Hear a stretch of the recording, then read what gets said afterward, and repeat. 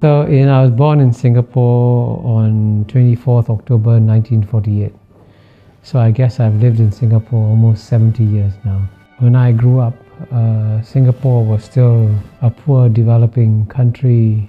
Our per capita income when we became independent was $500, the same as Ghana in Africa.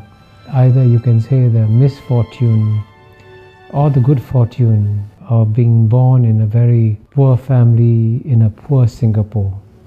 So when I was 6 years old, when I went to school for the first day, we were weighed at school. They wanted to see how heavy we were. And I was declared undernourished. So I was put in a special feeding program when I went to school, and the principal had a big pail of milk, and all the children who were underweight were asked to take one scoop of milk from the pail of milk. And our house in Singapore had no flush toilet. There was crime and riots, gangster fights in my neighborhood. So in a sense, I grew up in what you call a typical third world environment. And it's quite remarkable that in my lifetime, Singapore has gone from being a third world country to a first world country.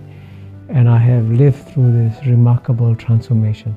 I was Dean of the Lee Kuan Yew School of Public Policy for 13 years, from 2004 to 2017. And I would give every student who came to the Lee Kuan Yew School the same lecture. I said, I'm going to share with you the secret of Singapore's success free of charge. And I would tell the students that if you implement this secret formula, your country will succeed.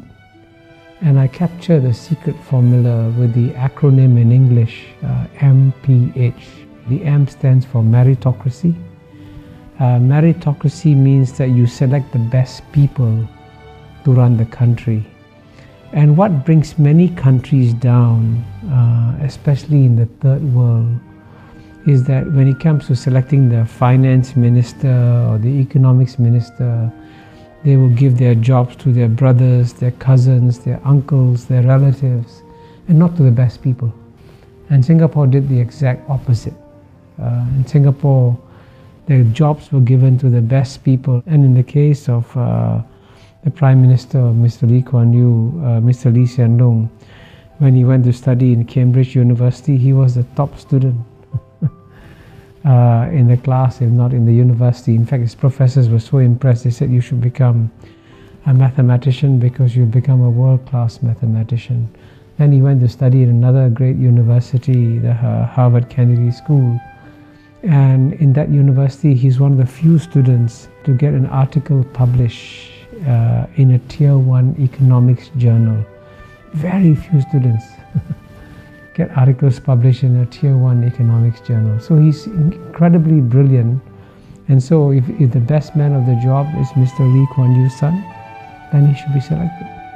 Not on the basis of the fact that he's a relative, but on the basis that he's the best person for the job.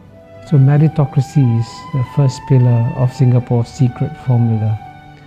The second pillar is P, and P stands for pragmatism. Pragmatism is an English word, and it's an English concept. But the best definition of pragmatism was given by China's leader, Mr. Deng Xiaoping, when he said it doesn't matter whether a cat is black or a cat is white. If the cat catches mice, it is a good cat. So in the same way, it doesn't matter what your ideology is. If it works, you use it. So Singapore was very pragmatic. So it would take some policies that are capitalist and some policies that are socialist, and it would mix them up. And that's what pragmatism is about. You're not bound by any ideology. But the third pillar, the H is of course the hardest to achieve, because H stands for honesty. And indeed, what has brought most third world countries down and what has led to their failures in development has been corruption. And so Mr. Lee Kuan Yew, after he became Prime Minister, made it a point to punish not the junior people, but the very senior people.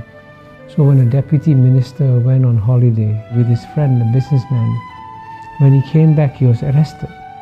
And so he said, "Why am I being arrested?" He says, "You went on a holiday with the businessman, he paid all your expenses, that's corruption. You go to jail." So when a deputy minister is sent to jail, then everybody says, "Oops, I got to be careful, I can also go to jail." So that honesty factor is one critical reason why Singapore has been exceptionally successful.